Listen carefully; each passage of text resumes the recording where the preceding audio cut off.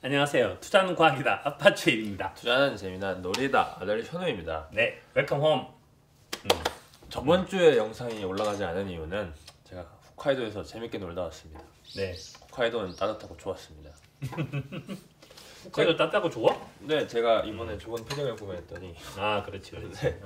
제가 한국에 없던 사이 한국에서는 국가부도의 날이 개봉을 했더라고요. 그렇지, 국가부도의 날. 97년도에는 참 많은 일이 있었던 것 같아요. 일단 제가 태어났고 그렇지. 네, 나라의 아들이 태어났고. 나라에선 IMF가 일어났고, 근데 IMF 사태라고 불리는 국가부도는 왜 일어나는 건가요? 사실 국가는 부도가 잘 안 날 것 같은데. 그렇지, 국가가 부도 안 나지. 근데 국가 부도 안 나는데 총으로 부도 났으니까. 네. 그래서 네가 태어나는 그 가을에 네. 엄마하고 아빠하고 이제 엄청 고생을 많이 했지. 그러니까 아, 나 진짜 나라가 망하는구나. 그래서 뭐 친구들끼리 만날 때마다 했던 얘기가 그거지. 나라가 망한다. 어떡하냐. 그 얘기 한참 한 거지. 근데 사실 네가 말한 것처럼 국가가 부도난 게 아니야. 국가 부도의 날이 아니라 정확하게는 기업 부도의 날이었고, 기업 부도의 년이었고, 은행 부도의 해지. 그러니까 기업이 부도나고 은행이 부도나지 사실 국가는 부도나지 않지. 국가가 부도난다라고 얘기를 하는 것은 완전히 다른 류의 얘기인데, 일반적으로 영국이라든지 아르헨티나 같은 경우는 국가가 부도가 났거든. 그러니까 그런 네. 거를 재정위기라 불러.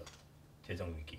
재정위기라 불러도 국가가 부도나는데, 그러한 다음에 영국이 이제 패권 국가로서의 그 권리를 놓고, 그다음 아르헨티나도 거의 이제 2등 국가 이렇게 이제 추락을 하기 시작하는 거지. 그래서 이제 우리나라는 국채를 발행한 적이 없으니까 국가가 부도 안 났어. 국가가 부도 나는 것이 아니라 은행이 부도가 난 거지. 그다음 은행이 부도가 나게 된 거는 기업이 부도가 났기 때문인 거지. 그럼 그때 그 당시에 기업 부도는 왜 난 건가요? 은행과. 그 당시 이제 기업 부도가 난 이유는 그건데, 우리나라가 이제 경제 초기는 경제를 살리는 방법이 뭔가 하면 수출을 통해서 경제를 살리자 이거였어. 네. 근데 수출을 하려고 하면 기업들이 제품을 많이 생산해야 될 거 아니야. 네. 기업들이 제품을 많이 생산하려고 하면 돈들이 있어야 될 거 아니야. 네. 그래서 뭘 하게 되는가 하면 은행이라든지 증권사 이런 금융회사를 통해서 돈을 엄청나게 빌려줬어. 그래서 기업들의 부채가 되게 높았던 거야. 기업들의 부채가 높아서 우리나라의 기업 부채 비율이 97년도 네가 네. 태어나던 해에 396%였다. 아우, 200% 넘으면 위험권 아닌가요? 보통 일반적으로 그래서 200%가 넘어서 위험하다고 해서 200% 밑으로 떨어뜨리라고 얘기를 했지. 그래서 그때 한 400% 가져갔고, 2008년 금융위기 때 우리나라 기업들이 별로 부도가 안 나는 게, 그때가 아빠 뭐 정확하게 숫자 기억 안 나는데 한 80%대? 80%대. 지금 한 70%대. 지금 이제 부도가 안 나는 거지. 하여튼 그래서 그때는 부도가 났지. 그때는 부도가 났는데 그것이 이제 은행 부도로 이어진 것이 이제 문제인 거야. 이거는 엄청나게 식이 하나 간단한 식이 있어. 네. 자, 이제 식을 쓰면, 자, 식을 써볼게. 촬영을 해보죠. 네. 그러니까 이제 보통 GDP를 뭐라고 쓰는가 하면 Y라고 써. 네. Y. 국내 총생산은 C 플러스 I 플러스 G 플러스 X 마이너스 소비, 설비, 정부 지출, 소비. 수출, 주입. 투자, 정부 지출, 수출, 주입. 빼기 수입. 그렇지. 그러니까 보통 이 Y라 쓰거든. 이렇게. 그럼 Y 마이너스 C 마이너스 I 플러스 마이너스 G는 X 빼기 M. 똑같이. 네. 위식 아래식. 여기서 이제 마이너스 T를 하고 플러스 T를 하면 똑같이. 네. 그래서 이만큼을 긋고 하면 Y 마이너스 C 마이너스 T가 뭔가 하면 국내 총생산에서 소비하고 세금 내고 남은 걸 사람들이 뭐 하는 건 저축을 해.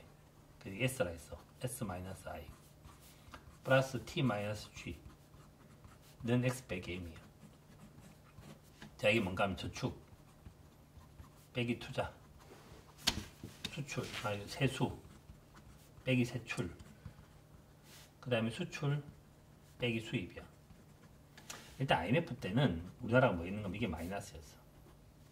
그 다음에 이거는 사실 플러스였고, 그 당시에 이게 마이너스가 된 거지 그때. 근데 지금은 어떻게 됐냐면 얘가 플러스야. 얘도 지금 최근에 얘가 마이너스죠, 오히려.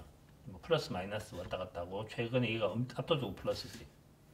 그럼 이게 이제 왜 문제가 되는가 하면, 최근에 이제 국가가 부도난 케이스 중에 제일 많은 게 그리스 같은 데인데, 그리스가 이게 마이너스야.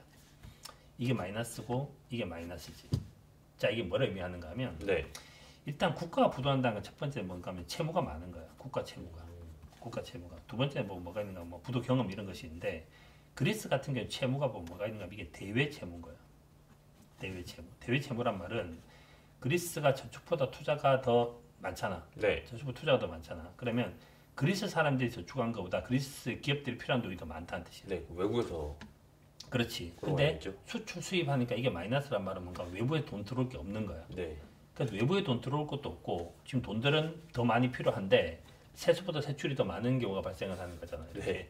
그러니까 뭐 뭐가 있는가 하면 대외 채무가 많으니까 그 그리스 부채는 누가 사느냐, 그리스 채권은 누가 사는가 하면 독일인이 산다는 거야. 자, 이거 얘 올라왔다요. 사진 찍어봐봐.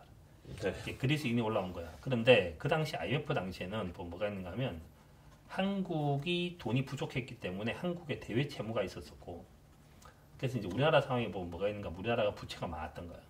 우리나라 부채가. 네. 한국의 부채가 되게 많았었는데 한국이 이제 IMF가 터진 이유는 보면 뭔가 하면 수출보다 수입이 더 많으니까 외국 사람들이 돈을 더 이상 안 빌려줘. 롤오버를 안 해줘. 그래서 대외 채무를 갚을 길이 없었던 거야. 우리나라가 실제로.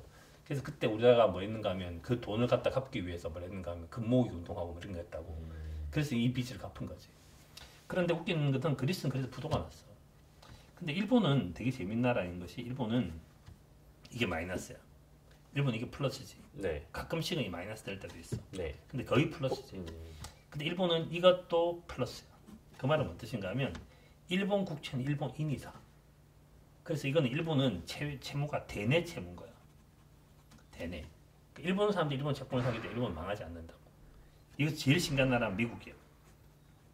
미국도 마이너스야. 부호가 똑같이. 도나는 거 아닌가 이것도? 그런데 미국은 발권 국가인 거야. 전 세계에서 유일하게 돈을 직접 찍어내는 국가. 그래서 그리스는 부도가 안 나. 아직 미국은 부도가 안 나. 그러니까 미국은 예외. 일반적으로 그리스처럼 저축보다 투자가 더 많고 해외에서 돈 들어올 구멍이 없으면 부도가 나기 시작하면 이걸 막을 방법이 없는 거라고. 그래서 현재 우리나라는 IMF 당시에는 국가가 부도난 건 아니야. 그때는 국채 발행도 안 했으니까. 대신에 뭐가 부도난가 하면 돈이 부족한 거지.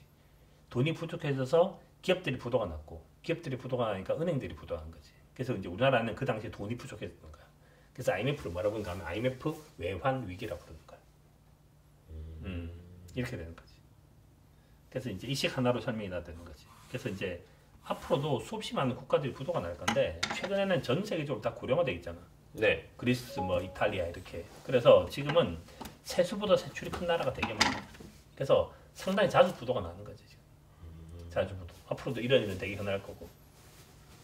근데 우리나라 같은 경우는 지금 이제 저축이 투자보다 더 크니까 지금 이제 우리가 투자할 데가 별로 없으니까 실제로 우리는 좋다야지 안 좋다야지. 그렇지. 그렇게 하는데 여하튼지 앞으로 이제 그런 일이 거의 없겠지.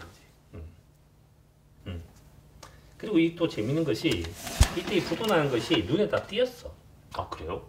티가 났지. 지구가 티가. 많았나요? 그죠? 애초에 근데 뭐 부채가 400%였다고 하니까. 부채가 400%였는데 그것도 이제 문제가 되는 게 그것도 재밌는 게 그런 거지. 사고가 안 터지면 사고 안 나는 거라니까.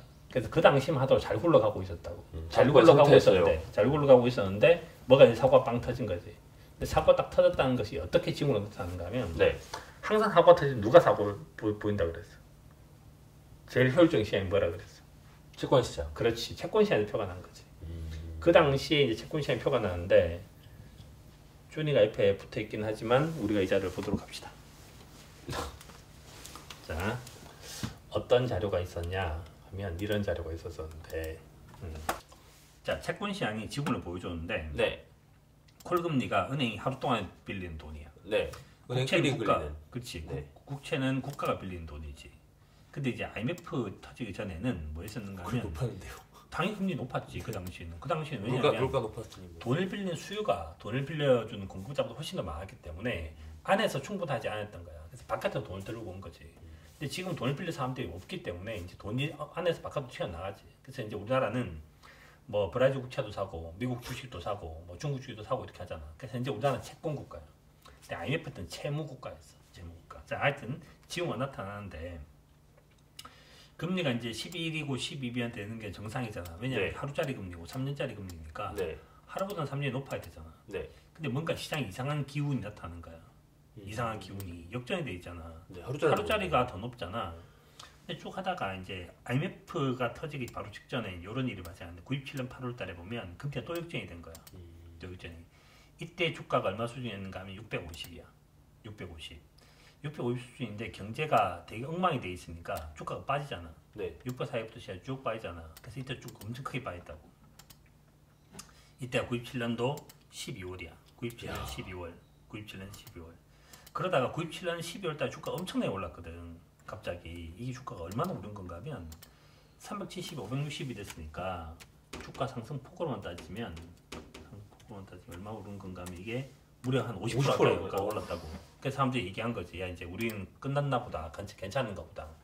그리고 이때 되게 재밌는 사건이 터졌는데 97년 11월 24일 날 그 영화에는 나올라는 건 모르겠는데 뭐 깡드씨 뭐 이런 사람들이 와갖고 뭐 도장 찍고 우리나라 돈 빌려준 사건이 발생해. 사람들이 그래서 그런 말에는 크리스마스 선물이라 불렀어. 그 12월 24일인가 12월 25일인가 그랬을 거야. 하여튼 그래서 그 돈들이 들어와. 그래서 경제는 괜찮아졌나 봤는데 아직까지 여전히 이제 주가한테 보면 되게 나빴잖아. 다시 300이 깨졌으니까. 네. 그럼 이걸 이제 우리가 뭐냐면 경제가 나빠지고 하면 다시 나빠지니까 더블 딥이라 부르는 거야. 더블 딥. 근데 채권 시장을 보면 채권 시장의 금리는 여전히 역전돼 있잖아. 네. 역전돼 있다가 너무 올라네 22%. 장난 아니지 이거든. 네. 장난 아니지. 지금 이게 시중이 돈들이 완전 돈이 말라가지고 전부 급전을 쓰고 있는 거야. 급전을. 특히 은행들이. 그러다가 이제 시장이 정상화 되려고 하는 조금씩 조짐을 보이잖아. 네. 그러다 이제 시장이 드디어 정상이 된 거야. 정상이. 시장이 정상이 돼서 주가가 310이거든. 이때부터 주가는 쉬지 않고 쭉 올라서 다시 1000까지 가지. 1000 근처까지 다시 가지. 그래서 이때 일어났던 사건이 뭐가 있는가 하면 채권 시장이 시그널을 준 거야. 그래서 하루짜리 금리가 있고 3년짜리 금리가 있고 이렇게 하는데 은행의 금리가 국채 금리보다 더 높아버리고 한 것이 문제였고 특히 이때는 뭐가 올랐는가 하면 얘가 너무 급속도로 오른 거지. 급속도로 은행 금리가. 그래서 이거 뭐가 있는가 하면 은행의 위기였던 거야. 그래서 국가 부도의 날이 아니라 은행 부도의 날이었다. 이 정확한 제목인 거지. 근데 그 금모으기 운동을 해서 갑자기 이렇게 이 상황이 끝난 건가요? 어떤 일을 계기로 끝난 건가요? 그러니까 그때 여러 가지 이유들이 존재를 했는데 첫 번째 뭐가 있는가 하면 기업이 부도가 안 나게. 그 당시 대통령이 DJ가 대통령이 됐을 때거든. 그러니까 김정일 대통령이 됐을 때인데 기업들을 불러가지고 빅딜을 했다고. 그 빅딜을 한 건 뭔가 하면 능력이 안 되면 그 사업을 놓으시오. 그 사업을 놓으시오. 그래서 이제 회사 뺏어가지고 이 사람 주고 막 이렇게 했다고. 그러니까 첫 번째 그런 정리를 했고. 구조조정을. 그 다음에 좀 약간 어려운 얘기인데 국가가 부도난 케이스는 세 가지야. 첫 번째는 대외 채무가 많다 그랬지. 네. 두 번째는 부도가 난 경험이 많은 애들이 있어. 그럼 부도가 한 번 났던 놈은 다시 부도가 나. 아 그래요? 부도가 제일 자주 나는 나라 중에 하나가 그리스가 있어. 그리스 독립하고가 120년, 180년쯤 되나? 네. 그 되는데 그 중에서 180년일 거야. 아마. 네. 근데 그 중에서 부도가 난 상태로 있었던 것이 90년이야. 아 정말요? 2년 중에 한 번은 국가 부도야. 그래서 걔들은 굉장히 부도가 자주 나와. 그러면 이걸 도대체 어떻게 갚으려고 하냐 하면 세수가 많으면 되잖아. 네. 세출보다. 그럼 세수가 많으려면 뭐가 있는가 하면 지하 경제가 없어져야 되는 거야. 그리스가 왜 부도가 자주 나는가 하면 지하 경제 규모가 엄청 큰 거야. 지하 경제가 이제 뭔가 있는가 하면 그러니까 우리가 이제 가게 가서 뭐 물건을 사잖아. 네. 그러니까 물건을 사면 부가세를 내야 돼. 그렇죠. 부가세를 내면 그게 국가로 돌아가잖아. 근데 예를 들어서 이제 이게 뭐 예를 들어서 이게 있다고 치고 이게 예를 들어 1,000원이야. 네. 1,000원인데 부가세가 20%야. 네. 그러면 나는 이걸 살 때 1,200원 주고 사야 되잖아. 네. 그리고 이제 네가 이제 이걸 팔면 네. 어차피 니는 돈 1,000원 받고 국가한테 200원 내야 되잖아. 그렇죠. 그럼 아빠가 니한테 와서 딜을 하는 거지. 우리 국가한테 돈 내지 맙시다. 내가 1,100원 주고 살 테니까 니도 1,100원 주고 파세요. 그럼 니는 100원 이익이고 아빠도 100원 이익이잖아. 그렇죠. 대신 국가는 200원을 못 가져가는 거지. 이게 지하 경제야. 지하 경제. 그런데 우리나라 IMF가 터지고 난 다음에 놀랍게도 지하 경제가 엄청나게 빠른 속도로 줄어들어. 그 이유가 뭐겠어? 대한민국이 다 카드를 쓰잖아. 네가 일본 갔잖아. 일본 전부 현금을 쓰잖아. 그렇죠. 현금을 쓰면 돈을 숨기기가 좋아. 이렇게 들키지 않을 수가 있어. 이렇게. 그 사실 그건 국가로부터 훔치는 거랑 마찬가지인데 세금 안 내는 거니까. 그래서 지하 경제 규모가 되게 컸다고 우리나라가. 근데 우리나라가 IMF 딱 터지고 난 다음에 지하 경제 규모도 되게 줄었고. 그러니까 당장 갚아야 될 캐시를 마련한 것은 금이지만 그 이후에 우리나라가 경제 구조조정이라고 하는 것이 하나가 있었고 두 번째는 이제 아까 얘기했듯이 이제 지하 경제 규모도 되게 많이 줄어들었고 사실 우리나라도 그리고 IMF가 있었던 나라가 아니잖아 지금까지. 그렇죠. 그러니까 그런 외환 위기의 경험이 있거나 재정위기의 경험이 있었던 나라가 아니잖아. 그래서 그 문제를 푼 거지. 그 당시는 정부 문제를 되게 제기 잘 해결한 편인 거지. 그래서 이제 현재는 국가가 부도가 나진 않은데 되게 슬픈 얘기를 하나 하면 네. 네가 살아야 될 사이에 사건이 하나 있었어. 어떤 사건이 있었나요? 어떤 사건이 있었는가 하면 한국이 금리를 올렸어. 아, 네네네. 우리나라 한국은행이 드디어 1년 만에 금리를 올렸지. 네. 금리를 올리고 난 다음에 어떤 슬픈 일이 발생을 했냐 하면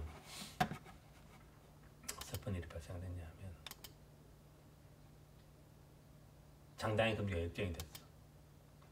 장단금 역전이 된 게 2008년 금융위기 이후 처음 보는 것 같은데.